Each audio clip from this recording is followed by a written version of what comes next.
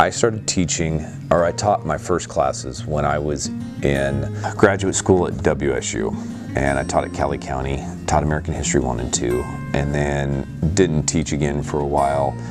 And it took about 6 years after that before I went back to become a high school teacher, and I started out here in 2006. I was not happy working at Sedgwick County, and so literally my wife and my best friend sat me down and said, you need to do this. You need to stop doing what you're doing, and you need to do something you're going to find is rewarding, and you're going to want to go to work every day. What makes Mr. Sadler a good teacher is that he finds ways to make the content approachable for students. He finds ways to explain it in ways that they can understand, and he finds ways to get difficult content easier to handle for students. Well, he's always there for you when you need him. Like, he's not just about the information. He'll make sure you're doing okay, and he's always really open about it. So he's like, you'll want to pay attention to him. His ability to remember information mostly.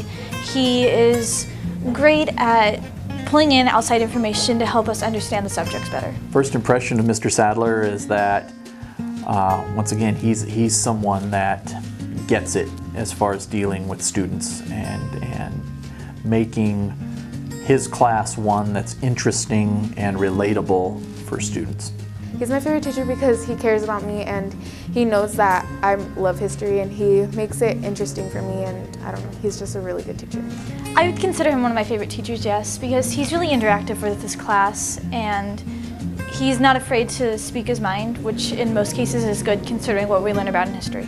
When you see the light bulb go off, when kids get it, when it's a complex, abstract concept and it just clicks and they're like, oh, or when they make those connections to larger historical events.